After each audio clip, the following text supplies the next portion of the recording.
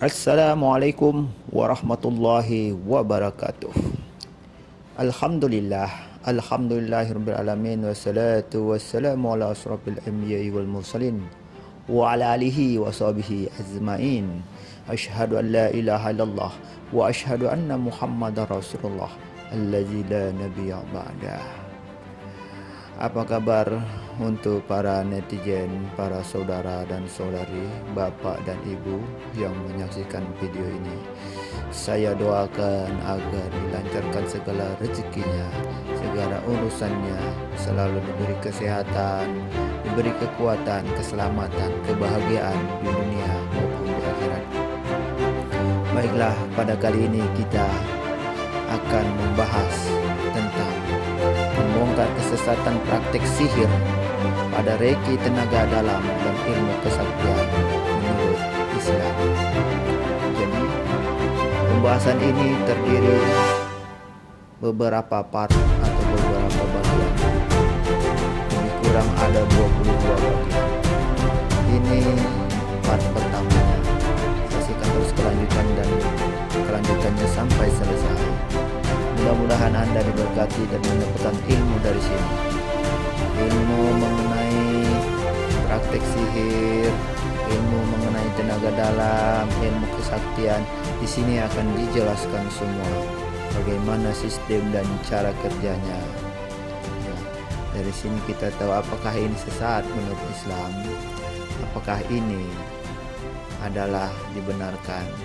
Kita simpulkan setelah menonton part 1 sampai part terakhir. Terima kasih. Marilah sama-sama kita simak. Wassalamualaikum warahmatullahi wabarakatuh. Tafadhal. Akar kesesatan reiki, tenaga dalam, dan ilmu kesaktian. Ini penting diketahui para praktisi reiki, tenaga dalam dan ilmu kesaktian untuk mengetahui hakikat ilmu-ilmu kekuatan gaib. Rasulullah Shallallahu Alaihi Wasallam melarang orang mempelajari dan melakukan sihir. Rasulullah menggolongkan sihir sebagai 7 dosa yang menghancurkan dan orang yang melakukan sihir diancam masuk neraka, meskipun dalam syariat Islam melarang sihir baik dalam hal mempraktekkan, mempelajari, maupun mengajarkannya. Namun banyak di antara umat Islam yang mempelajari berbagai bentuk sihir yang pada saat ini sudah dikamuflase dan diilmiahkan hingga banyak umat Islam yang tertipu karenanya. Sebagaimana kita ketahui pada tahun-tahun belakangan ini bermunculan lokakarya reiki, prana, bioenergi sebagai media penyembuhan alternatif yang sudah mendunia. Juga menjamurnya perguruan-perguruan tenaga dalam yang menjanjikan orang yang mempelajarinya menjadi sakti mandraguna. Di samping itu ada sangat banyak atraksi-atraksi ilmu-ilmu kesaktian yang dikemas hingga menjadi tontonan yang menarik di media televisi. Padahal melihat atraksi sihir bisa menyebabkan orang ingin mempraktekkannya. Dan mempraktekkan sihir dapat menjerumuskan dalam lingkaran kesyirikan. Penjelasan dalam buku ini merupakan upaya seorang mantan master reiki, tenaga dalam dan berbagai ilmu kesaktian untuk menyadarkan umat Islam akan bahaya kesesatan dan perusakan akidah di balik praktek sihir dalam reiki, tenaga dalam dan ilmu-ilmu kesaktian. Penulis akan membahas praktek sihir pada reiki, tenaga dalam dan ilmu kesaktian dengan segala tipu daya syaitan secara lugas berdasarkan tinjauan syariat Islam. Mukadimah. Alhamdulillah. Shalawat dan salam semoga dilimpahkan kepada pemimpin kita, penutup para nabi dan rasul, Muhammad Shallallahu Alaihi Wasallam. Kepada kerabat, para sahabat dan siapapun yang mengikuti mereka dengan baik hingga hari kiamat. Sebagaimana kita ketahui pada tahun-tahun belakangan ini bermunculan lokakarya reiki, prana, bioenergi sebagai media penyembuhan alternatif yang sudah mendunia, yang sangat spektakuler dan sangat praktis dapat dilakukan oleh siapa saja tidak terbatas pada agama, suku bangsa, tua maupun muda di mana hanya dengan meletakkan kedua telapak tangan maka proses penyembuhan akan segera terjadi. Hingga sangat menarik minat orang untuk mempelajarinya. Juga menjamurnya perguruan-perguruan yang berbasis tenaga dalam yang menunjukkan kehebatannya sebagai sarana perlindungan diri dari segala mara bahaya dan sarana penyembuhan diri atau orang lain dari segala penyakit baik secara fisik maupun batin. Tidak dapat dipungkiri baik Reiki, prana, bioenergi maupun tenaga dalam dengan segala kehebatannya langsung mendapat sambutan yang hangat dari masyarakat yang langsung mengikuti lokakarya Reiki atau ikut berlatih tenaga dalam terutama bagi umat Islam yang mayoritas di Indonesia ini, termasuk diri saya dahulu. Sudah banyak lokakarya berbagai aliran Reiki yang saya ikuti maupun ikut latihan senam pernapasan tenaga dalam hingga mendapatkan gelar master dan mendapatkan tingkatan yang cukup tinggi pada perguruan-perguruan tenaga dalam yang telah saya ikuti.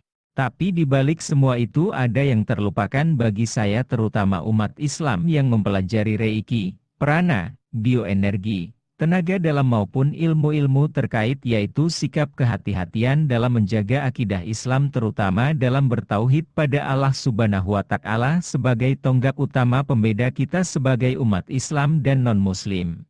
Dalam buku ini saya akan mengemukakan sesuatu rahasia di balik Reiki, prana, bioenergi maupun tenaga dalam dan apa-apa yang dibawa pada Reiki, prana, bioenergi maupun tenaga dalam. Juga hubungan Reiki, prana, bioenergi, tenaga dalam ataupun ilmu kesaktian dengan makhluk-makhluk gaib sebangsa jin dan setan.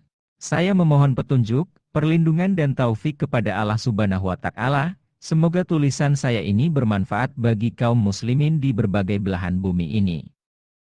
Sesungguhnya Dia Maha mendengar, Maha dekat, Maha memperkenankan doa, lagi Maha keras siksanya. Hanya kepada Allah lah kita memohon taufik dan hidayah. Amin. Hakikat sihir. Apakah sihir itu? Sebelum membahas masalah sihir ada baiknya saya mengetengahkan contoh hikayah sihir dari berbagai macam sumber. Di negeri India, antara agama dan ilmu sihir telah terkontaminasi satu sama lain dengan cara latihan-latihan, hidup kasar, berkurban, bertapa dan lain-lain dan tatkala datang agama Buddha yang merupakan agama pembaharuan dari Brahma, agama ini ternyata tidak menghapus sihir, bahkan melestarikannya, dan sihir senantiasa mendapat ladang pengakuan atau konsesi yang sangat luas di negara Tibet dan Cina. Perlu kita ketahui bahwasanya salah satu bagian dari keempat kitab Weda, yaitu kitab Atrof, adalah khusus berisikan ajaran mantra dan sihir. Weda, kitab suci orang Hindustan, sepanjang generasi mengalami penyempurnaan dan sekarang tinggal 4 saja. Dan siapapun yang mau mencermati sikap yang tengah dijalani orang Hindu hari ini, niscaya ia akan melihat kondisi hari ini adalah potret kehidupan sejarah masa silam mereka, artinya tukang tenung, paranormal, peramal, dan pawang ular jumlahnya mencapai jutaan orang. Adapun para pengikut Brahma, yang berkeyakinan bahwasanya alam lahir dari pemimpin dan sesembahan mereka, Brahma, sekalipun mereka memandang sinis dan kecut terhadap sihir dan agama yang meridhoi dan menjadikannya sebagai pedoman, namun pada realitasnya mereka tidak memerangi dan memusnahkannya. Dan orang-orang Hindu, mereka kental berkeyakinan bahwasanya bintang-bintang mempunyai pengaruh besar bagi umat manusia. Tukang sihir dan para peramal mereka sangka mengetahui hal-hal goib dan bisa memperlihatkan kekuatan-kekuatan goib bagi manusia dengan memberi upah ala kadarnya. Jika kita mengkaji kitab-kitab kedokteran kuno India, tentu kita akan melihat ilmu ini telah terkontaminasi dengan sihir dalam semua hipotesanya, baik dalam penyakit, patologi, atau dalam mengobati dan menyembuhkan. Ibnu Khaldun menceritakan ia pernah mendengar di India di masanya, orang tersebut bisa menunjuk manusia dengan jari maka hati orang yang ditunjuknya tiba-tiba pecah dan tersungkur mati. Kemudian badan orang tersebut dibongkar oleh orang-orang. Aneh, hati orang tersebut tidak ditemukan dalam rongga tubuhnya. Dan tukang sihir menunjuk usus-usus seseorang. Setelah orang yang ditunjuknya mati dan dibongkar tubuhnya, tak didapatkan satu helai usus pun. Mereka, Demi mewujudkan sihir-sihirnya melakukan semedi-semedi, meditasi-meditasi, mereka lakukan meditasi optimis sehingga bisa memalingkan praduga-praduga dan pikiran-pikiran dari perasaan-perasaan dengan latihan serius dan konsentrasi-konsentrasi yang melelahkan. Di antara cara praktek mereka dalam sihir ini, sang tukang sihir, para ahli yoga, memejamkan sepasang matanya berhari-hari agar pikiran dan praduga-praduga tidak terkontaminasi dengan perasaan-perasaan. Dan sekelompok mereka demi mewujudkan impiannya. Di antara mereka ada sekelompok orang yang dinamakan Bakriniyah, yaitu sekelompok yang membelenggu dirinya dengan besi. Kebiasaan mereka mencukur kepala dan jenggot, serta bertelanjang badan selain kemaluan mereka, membelenggu badannya semenjak pertengahan hingga dada agar perutnya tidak pecah karena banyaknya ilmu, keseriusan menganalisis, atau mengkonsentrasikan berpikir. Tak diragukan lagi bahwasanya tingkah laku aneh yang mereka lakukan adalah tipu daya dan penyesatan setan. Ibnu Khaldun telah menyampaikan suatu peristiwa di negeri Maroko bahwa ada dua macam golongan penganut praktek-praktek sihir, yang mereka dikenal dengan nama Al-Ba'ajin. Mereka dikenal dengan Al-Ba'ajin karena bisa membelah al-baju, benda dari jarak jauh. Cukup di antara mereka menunjuk kulit atau kain dari kejauhan, nanti benda tersebut akan membelah sendiri. Atau cukup menunjuk perut kambing dengan isyarat merobek dengan jarinya, lalu perut kambing tersebut bisa robek secara misterius. Ada di antara mereka menamakan sihir ini dengan nama Al-Ba'aj, sang pembelah, karena sihir yang mereka anut rata-rata mempelajari agar bisa membelah binatang ternak. Dengan sihirnya ini mereka menakut-nakuti pemiliknya agar sudi memberikan ternaknya secara sukarela. Beliau juga menceritakan bahwasanya beliau pernah bertemu segolongan penganut sihir dan menyaksikan atraksi-atraksi mereka, dan mereka mengabarkan bahwasanya mereka mempunyai latihan-latihan dan arahan. Arahan khusus dengan doa-doa kufur dan syirik demi spiritualisme jin dan bintang-bintang. Ada pada mereka lembaran-lembaran yang dinamakan Al-Khosisiyah, lembaran ini mereka pelajari. Dengan latihan-latihan, semedi, dan praktek-praktek tertentu inilah mereka akan bisa mengerjakan atraksi mereka. Ibnu Khaldun juga menceritakan bahwasanya sebagian orang-orang sufi telah larut dalam dunia sihir, yaitu ilmu rahasia huruf-huruf. Sihir semacam ini dikenal dalam kalangan mereka dengan istilah simia. Ilmu ini diadopsi dari mantra-mantra menurut istilah otak-atik kaum sufi. Kemudian digunakan untuk praktek-praktek spesial. Ibnu Khaldun mengatakan bahwasanya ilmu sihir ini terjadi di kalangan sufi di saat munculnya gerakan sufisme ekstrim dan kecenderungan mereka menyingkap tabir indrawi. Dan munculnya keanehan-keanehan luar biasa pada mereka dan munculnya ilmu otak-atik dalam dunia unsur-unsur, pembukuan buku-buku dan istilah-istilah. Dan keyakinan mereka bahwasanya segala alam yang ada ini terjelma secara berurutan dari zat yang satu. Dan mereka berkeyakinan bahwasanya kesempurnaan nama-nama Allah, indikatornya adalah roh-roh, garis-garis orbit angkasa dan planet-planet. Dan bahwasanya karakteristik huruf-huruf dan rahasianya berjalan pada asma. Ibnu Khaldun menyebutkan bahwasanya manusia tidak akan menjadi ahli sihir kecuali dengan latihan-latihan, dan latihan-latihan sihir keseluruhannya dilakukan dengan menghadap falak, bintang-bintang, alam ketinggian dan setan berbagai bentuk pengagungan, ibadah, tunduk dan taat. Fanu Syu'udzah, H13, 14. Syekhul Islam Ibnu Taimiyah mengatakan kebanyakan ahli sihir yang mengaku beragama Islam menulis kalamullah dengan barang najis seperti darah atau lainnya, atau dengan benda yang tidak najis.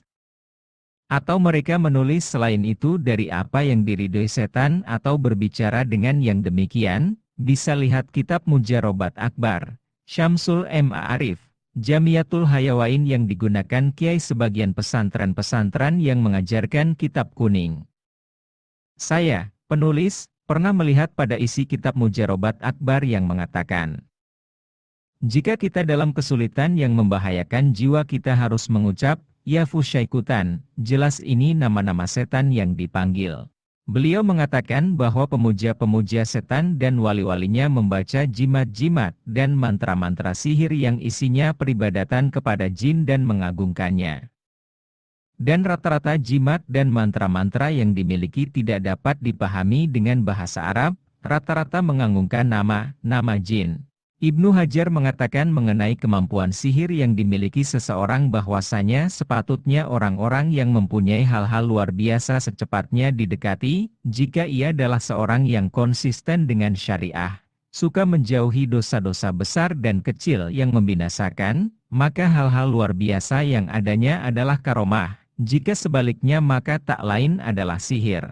Sebab ia terjadi pada diri seseorang dengan bantuan setan-setan.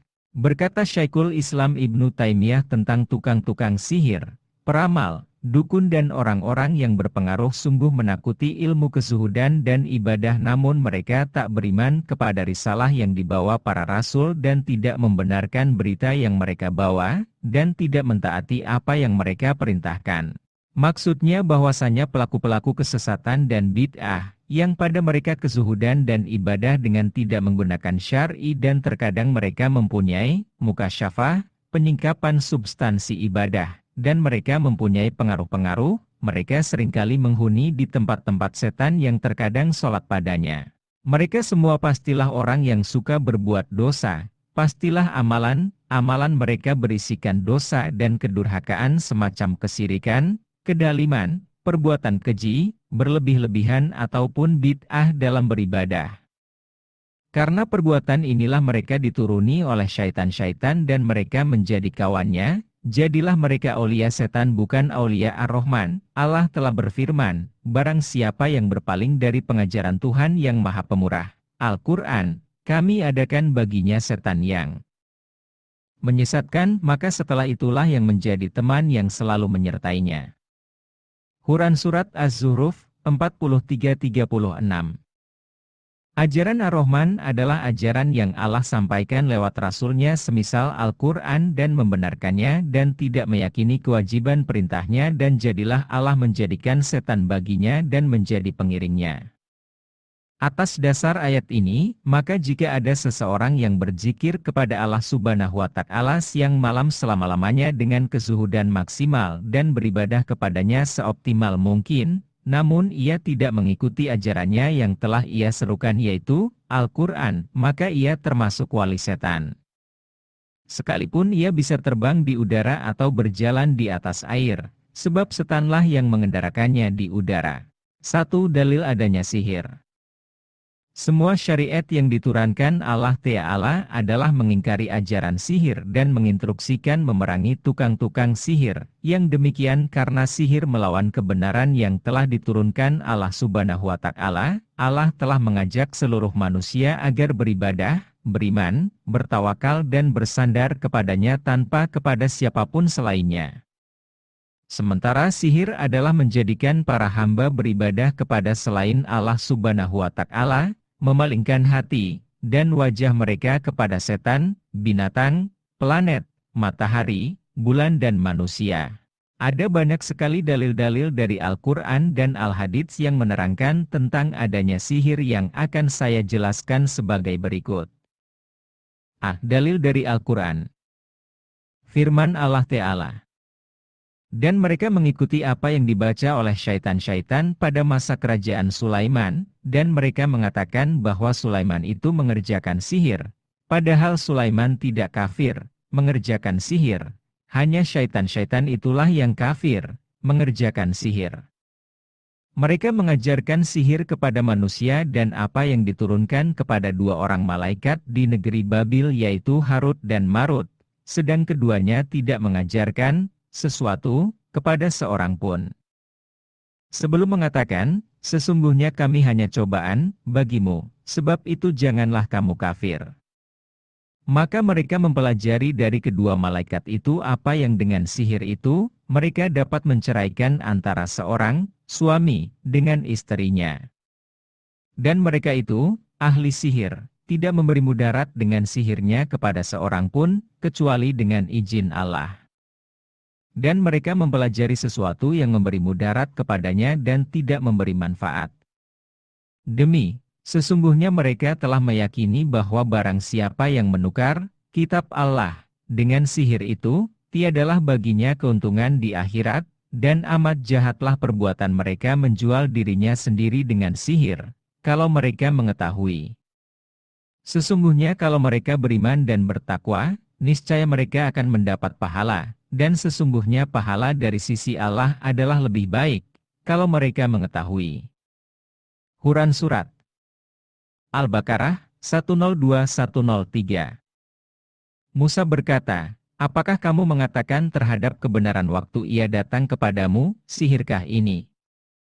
Padahal ahli-ahli sihir itu tidaklah mendapat kemenangan. Yunus 77.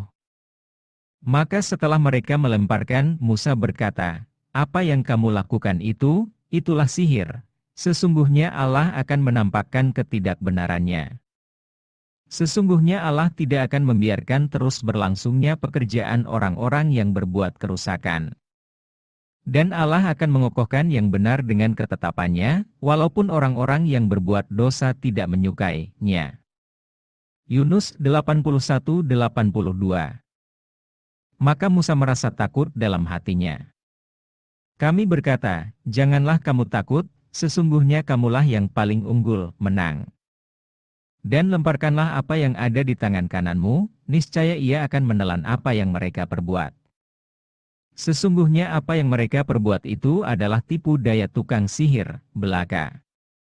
Dan tidak akan menang tukang sihir itu, dari mana saja ia datang. Taha 67-69.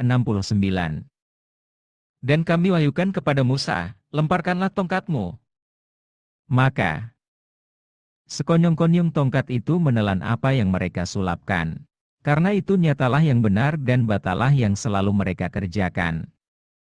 Maka mereka kalah di tempat itu dan jadilah mereka orang-orang yang hina. Dan ahli-ahli sihir itu serta-merta meniarapkan diri dengan bersujud. Mereka berkata, kami beriman kepada Rabb semesta alam, yaitu Rabb Musa dan Harun. Al-A'raf 117-122. Katakanlah, aku berlindung kepada Tuhan yang menguasai subuh, dari kejahatan makhluk-makhluknya, dan dari kejahatan malam apabila telah gelap gulita, dan dari kejahatan wanita-wanita yang menghembus pada buhul-buhul tali, dan dari kejahatan orang yang dengki apabila ia dengki. Huran Surat Al-Falaq 1:5. Imam Al-Qurtubi berkata, firman Allah yang berbunyi, dan dari kejahatan wanita-wanita yang menghembus pada buhul-buhul tali, Huran Surat Al-Falaq 5, adalah dimaksudkan bagi para wanita penyihir yang menghembus pada ikatan benang ketika mereka membacakan mantra-mantra dengannya. Tafsir Al-Qurtubi Jilid ke-20, H257. B. Dalil dari Sunnah. Iman Ibn Husyainra berkata bahwa Rasulullah telah bersabda, tidaklah termasuk kelompok kami orang yang melakukan peramalan dengan alat tertentu, tatayur, atau mengaku mengetahui hal goib, atau bertanya pada orang yang mengaku mengetahui hal goib, atau melakukan sihir, dan atau meminta suatu perbuatan sihir. Sedangkan barang siapa yang datang kepada dukun peramal lalu ia membenarkan apa-apa yang diucapkan oleh dukun peramal tersebut, maka ia telah kafir dengan ajaran yang diturunkan pada Muhammad Shallallahu Alaihi Wasallam. H.R. Al-Bazzar. Ibnu Abbas berkata bahwa Rasulullah telah bersabda, barang siapa yang mempelajari ilmu nujum, ramalan bintang, berarti ia telah mengambil sebagian ilmu sihir. Semakin banyak ia mengambil ilmu nujum itu, semakin dekat ia pada ilmu sihir. H.R. Abu Dawud dan Ibnu Majah. Hal yang menjadi catatan pada hadits ini bahwa Nabi Shallallahu Alaihi Wasallam menjelaskan salah satu jalan yang dapat mengantarkan kepada pelajaran sihir agar kaum muslimin mewaspadainya. Ini menunjukkan dalil bahwa sihir bisa dipelajari. Dari Abu Hurairah dari Nabi Shallallahu Alaihi Wasallam, ia bersabda, jauhilah 7 hal yang menghancurkan. Mereka bertanya, apa itu wahai Rasulullah? Nabi Shallallahu Alaihi Wasallam bersabda, kemusyrikan kepada Allah, sihir, membunuh jiwa yang diharamkan Allah, membunuhnya, kecuali dengan alasan yang benar, memakan riba, memakan harta anak yatim, melarikan diri dari peperangan, menuduh berzina wanita Muminah. HR, Bukhari dan Muslim. Hal yang menjadi catatan dari hadits ini ialah bahwa Nabi Shallallahu Alaihi Wasallam memerintahkan kita agar menjauhi sihir karena ia termasuk dosa besar yang menghancurkan. Ini menunjukkan bahwa sihir adalah hakikat bukan hurafat. 2. Definisi sihir. Berikut ini definisi sihir yang dijelaskan para ulama-ulama Islam. Ibnu Qudamah Al-Maqdisi berkata, sihir adalah simpulan, guna-guna, mantera yang diucapkan atau dituliskan, melakukan suatu perbuatan yang memberi pengaruh pada badan, hati, atau akal orang yang menjadi sasaran sihir, sedangkan semua itu dilakukan secara tidak langsung. Sihir adalah suatu kenyataan di antaranya ada yang dapat membunuh, membuat orang jatuh sakit, menahan seorang suami sehingga ia tidak dapat menggauli istrinya, membuat suami istri bercerai atau saling membenci, atau membuat dua orang saling mencintai.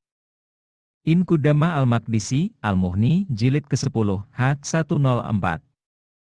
Ibnu Qayyim berkata, sihir adalah kumpulan pengaruh roh-roh jahat dengan kekuatan alam darinya. Ibnu Qayyim Al-Jauziyah, Zad Al-Ma'ad, Jilid ke-4, H126. Al-Imam Fakhruddin Ar-Razi berkata, sihir dalam pengertian syariat berkaitan dengan segala hal yang mempunyai sebab tersembunyi, dan ia dibayangkan tidak pada hakikat sesuatu, dan sihir berjalan dalam sebuah proses pemalsuan dan penipuan. Kamus Al-Misbah Al-Munir, Terbitan Beirut, Al-Maktabah Al-Amaliyah, H267. 3. Macam-macam sihir. Dalam praktek sihir, ada berbagai macam bentuk dan jenis sihir yang akan saya jelaskan sebagai berikut. A. Sihir kadigdayaan dan ilmu kesaktian.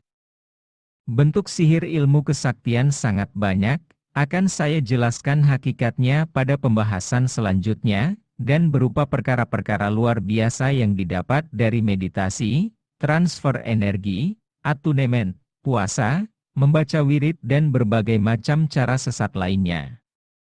Ilmu kesaktian terbagi dua yaitu yang bersifat fisik atau goib. Ilmu kesaktian yang bersifat fisik seperti kebal senjata tajam, kebal api, kebal sengatan binatang berbisa, punya kekuatan tubuh yang luar biasa, tubuh bisa berjalan di atas air, bisa terbang, bisa menjatuhkan seseorang dari atas motor, tubuh bisa menghilang dan lain sebagainya.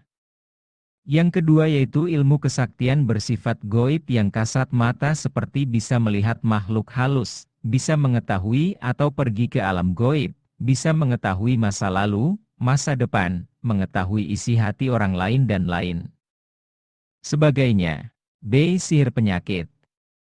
Bentuk sihir penyakit biasanya berupa sakit atau tidak berfungsinya salah satu anggota tubuh tertentu tanpa ada sebab yang jelas dan tidak dapat terdeteksi ilmu kedokteran seperti lumpuh pada salah satu anggota tubuh tertentu, sakit pada salah satu anggota tubuh seperti ditusuk-tusuk, tiba-tiba timbul luka atau benjolan pada tubuh, kulit bernanah, gatal-gatal selama bertahun-tahun, sakit pada tubuh yang berpindah-pindah dan lain sebagainya. C. Sihir gangguan kejiwaan. Gangguan kejiwaan biasanya mempunyai penyebab yang beragam dan pasti didahului oleh kondisi stres ataupun depresi karena ketidakmampuan diri untuk memecahkan masalah yang dihadapinya, misalnya sindrom stres yang diakibatkan malapetaka besar seperti bencana alam, kerusuhan, kecelakaan, perkosaan ataupun karena cita-cita tidak tercapai dan lain sebagainya. Bisa juga diakibatkan oleh penggunaan obat-obatan terlarang yang mengakibatkan kerusakan pada syaraf neurotransmitter. Namun jika gangguan kejiwaan itu terjadi secara tiba-tiba tanpa didahului oleh penyebab yang telah saya jelaskan di atas maka bisa jadi gangguan kejiwaan itu diakibatkan oleh sihir. Berikut ini jenis sihir gangguan kejiwaan. Sihir hayalan. 1. Merasa melihat makhluk halus. 2. Merasa seolah-olah ada yang memanggil dan mengajak berbicara dengannya. 3. Merasa bahwa ia menjadi orang yang sakti, merasa ia seorang dewa. 4. Selalu curiga pada orang lain. 5. Selalu cemas dan was-was karena ada yang akan membunuhnya. 6. Selalu bermimpi buruk. Jika sihir hayalan ini berjalan dalam jangka waktu yang lama maka akan mengakibatkan kegoncangan jiwa yang dapat berpuncak pada skizofrenia, penyakit gila. Sihir gila. 1. Mengamuk tanpa sebab yang jelas. 2. Sering berbicara sendiri. 3. Tanpa sebab yang jelas tertawa dan menangis sendiri. 4. Tidak suka memakai baju. 5. Melakukan gerakan-gerakan tubuh yang aneh. 6. Suka menyendiri atau kebalikannya suka berpergian tanpa tahu waktu. Dalam proses penyembuhan gangguan sihir kejiwaan selain dengan ruqyah kita harus melakukan usaha-usaha preventif dengan peningkatan religiusitas juga membaca doa-doa perlindungan, lalu secara psikologis dengan penghindaran dari frustasi-frustasi dan kesulitan-kesulitan psikis lainnya, haruslah diciptakan kontak-kontak sosial yang sehat dan baik. Biasakan si pasien memiliki sikap hidup, attitude, yang sehat, dan melihat hari depan dengan rasa keberanian. Diberanikan mengambil keputusan sendiri dan sanggup menghadapi realitas dengan rasa positif dan diusahakan agar dia bisa menjadi ekstrovert, membuka diri atau terbuka pada orang lain. D. Sihir pandangan mata. Sihir pandangan mata atau sulap tanpa menggunakan ketangkasan gerak. Dalam sejarah sihir semacam ini pernah dilakukan oleh para tukang sihir pendukung Fir'aun di hadapan masyarakatnya. Tali-tali yang mereka lemparkan dengan mantra-mantra sihir terlihat seperti ular-ular yang bergerak. Ibnu Batuta'ah mengisahkan tentang Auhududdin Asinjari, salah seorang ahlul ilmi yang berdomisili di negeri Cina. Kisahnya, Auhududdin suatu kali mendatangi seorang pertapa dalam goa, tak tahunya pertapa tersebut menarik tangannya. Maka terbayang bagi Auhududdin seolah-olah ia berada dalam sebuah istana besar. Sementara sang pertapa seenaknya tidur-tiduran di atas kasur, di antara kepalanya ada mahkota dan sisi-sisinya ada pelayan-pelayan cantik, dan ada buah-buahan berjatuhan dalam sungai di sana. Terbayang Auhududdin seolah-olah ia mengambil apel untuk dimakan, tak tahunya ia di dalam goa di hadapan